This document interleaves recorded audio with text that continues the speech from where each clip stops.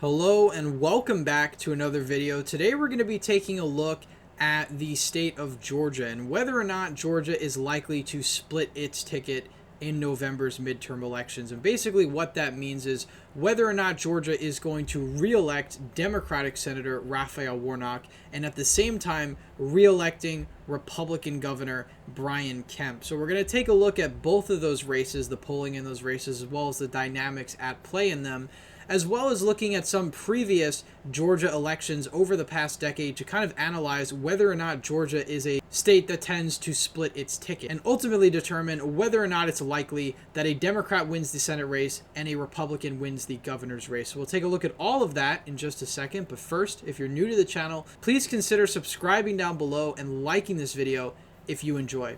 So anyway, let's get straight into it. So taking a look at the Senate race between incumbent Democratic Senator Raphael Warnock and famed football player Republican Herschel Walker.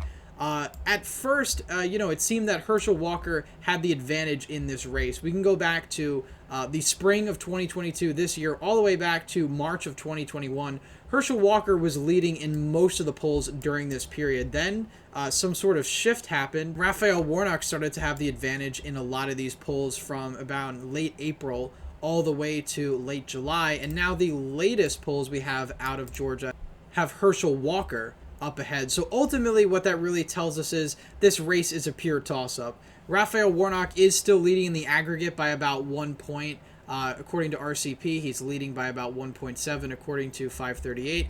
But regardless, this is a race that I think is going to be extremely close no matter what, and potentially could go to a runoff, which will be a whole other fiasco we'll talk about. But, looking at the candidates, you have a Libertarian on the ballot, you have Raphael Warnock, and you have, of course, the Republican Herschel Walker. Now, there could be an argument to be made that the Libertarian might spoil this election to the extent that Herschel Walker might not make it to a runoff with Raphael Warnock. Again, Warnock just needs to hit 50%.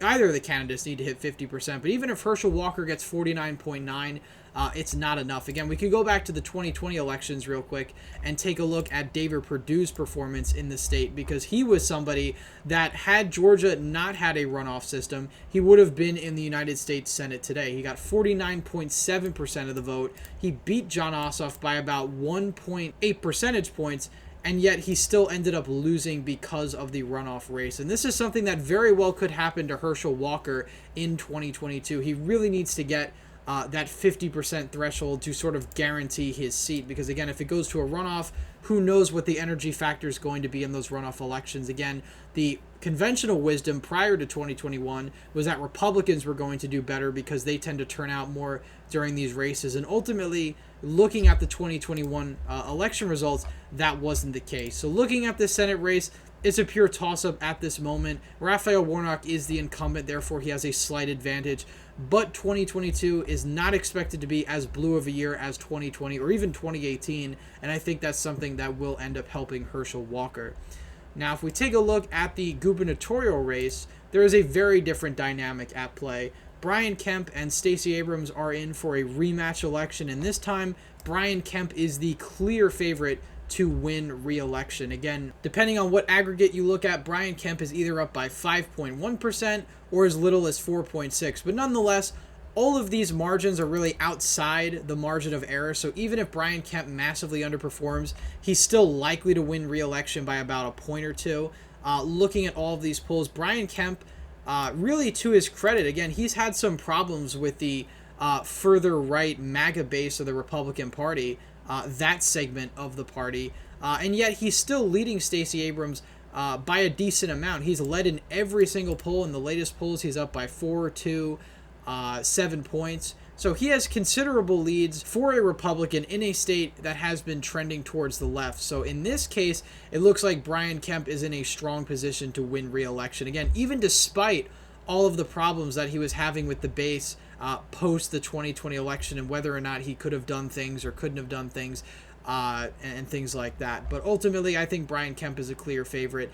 And, the Senate race is really the toss-up here. So now we're going to take a look at the prior election results to kind of determine what Georgia is likely to look like in November. So if we take a look at 2021, Jon Ossoff beat incumbent Republican Senator David Perdue by 1.2%. Again, a reminder that David Perdue initially won. He beat Jon Ossoff by 1.8 percentage points, but because Georgia has a runoff system, David Perdue ultimately ended up losing the second go-around. So if we take a look at this map, of course, the county results are extremely similar. Of course, the candidates, David Perdue and Loeffler, did incredibly well in rural Georgia. It was really urban Georgia that killed them. Places like Fulton County, which, by the way, they both overperformed Trump. Loeffler and Perdue both overperformed Trump, but they did worse than Trump in the places like Gwinnett and Cobb County, these suburban counties. David Perdue did have a stronger performance. Raphael Warnock was a stronger candidate, in my opinion, than Jon Ossoff, but they both basically carried each other over the finish line. Warnock was able to win by about 2 points over Loeffler, Ossoff by about 1.2, but the fact remains the same that both candidates ended up winning. It wasn't the fact that what a lot of people thought, David Perdue was going to win his race, Warnock was going to win his. That was my initial prediction in terms of the races I analyzed, so ultimately that was only about half correct. But if we take a look back at 2020, it was a bit of a different story, because had Georgia been a conventional state, you would have seen a split result out of Georgia. Joe Biden won the state of Georgia by about 0.2%, 0.23 if you want to get technical. And then if we take a look at the Senate level, David Perdue beat Jon Ossoff by 1.8. So had Georgia been a conventional state that didn't have these sort of runoffs for general elections, David Perdue would have been in the United States Senate today. That would have been a split delegation. You know, if we take a look at David Perdue, he got 49.7% of the vote. He only ran ahead of Trump by 0.5. It was Jon Ossoff who underperformed Joe Biden by a more significant amount. Jon Ossoff only got about 48% of the vote. Joe Biden got about 49.5. So he underperformed Joe Biden by about 1.5%, further indicating why I think Jon Ossoff isn't really that strong of a candidate. He just happened to be a Democrat running in the same year as Joe Biden and Raphael Warnock, and I think that's one of the reasons why he ended up winning in the runoff races. But nonetheless, not a huge deviation from both of these races. You know, if we take a look at the 2018 results, when Brian Kemp was running for governor, Brian Kemp only won by 1.4%. I think I said 1.2 earlier, it was 1.4. If we take a look at this result and compare it to the other statewide offices in Georgia, like lieutenant governor, for instance, lieutenant governor only beats the Democrat in this case by about 3.4%. If we take a look at attorney general, basically a very similar margin, and so on. So in terms of all the statewide races, the only candidate that did a lot better was the agricultural commissioner, Gary Black. I don't exactly know why that's the case, but nonetheless it was. The Secretary of State results actually went to a runoff. Brad Raffensperger almost never was the Secretary of State of Georgia. Ultimately, I think he won the runoff by about 2 points or something like that. It was relatively close, but I think he actually won Cobb County, which is very interesting because Cobb County was a county that Brian Kemp lost by a considerable margin compared to where it was back in 2016. And speaking of 2016, this is an instance where I think you saw the largest split ticket in Georgia. If we take a look at the presidential election results, Donald Trump won the state of Georgia by 5.1%. But if we take a look at the down ballot races, the Senate race, for instance, Johnny Isakson, who I think is a very unique figure. I don't think you can compare him to your generic Republican. He was incredibly popular. He got like 20% of the black vote, which is unheard of in a state like Georgia.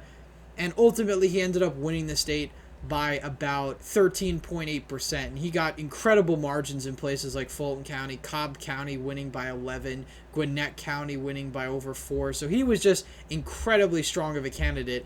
And, you know, the down ballot Republicans did a lot better than Donald Trump in 2016. And, of course, since 2016, Georgia has gotten considerably bluer. So, you know, this was an example where 41% of Georgia voters voted for Johnny Isakson's opponent, 45% voted for Hillary Clinton. So there was a huge overperformance by Johnny Isakson over Donald Trump, especially when you look at the Senate race. But ultimately, again, this is probably the most extreme example of split ticket voting you'll find in Georgia in the elections since then in 2018, 2020, and 2021. We really didn't see anything like this. And even going back to 2014, you know, David Perdue, when he won his Senate race against Michelle Nunn, he beat her by about 7.9 points. And if we take a look at the governor race, it was basically identical. The margin was extremely similar. There was barely much of a deviation at all in these races. So the main takeaway from looking at some of these statewide races, in my opinion, is that Georgia is not really a split ticket state. We could talk about states that split their ticket, states like North Carolina, Pennsylvania. Those are states where it's incredibly common to split ticket, but I think a state like Georgia is very inelastic. It's a state that's very politically polarized, very racially polarized. Again, white voters in the state of Georgia vote for the Republican Party on average by about 70%.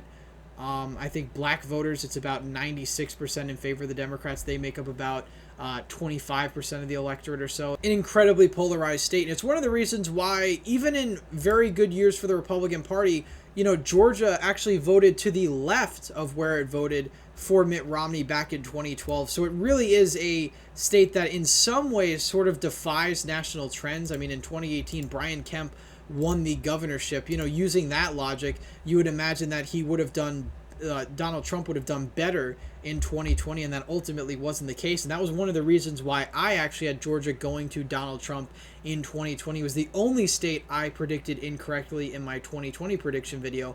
But nonetheless, this is not a state that tends to split tickets. So ultimately, I think if Brian Kemp wins the governorship, which he's very, very favored to do, I think Herschel Walker also wins his Senate race. Now, of course, that's going to be a controversial opinion, but of course, you can give me your thoughts down in the comments below. But I think ultimately, if Kemp's going to win this race by like 5 points, 6 points, or something like that, I really don't see a reality where Herschel Walker actually loses. I think he'll probably win by about 1.5 or something like that. It'll be very close.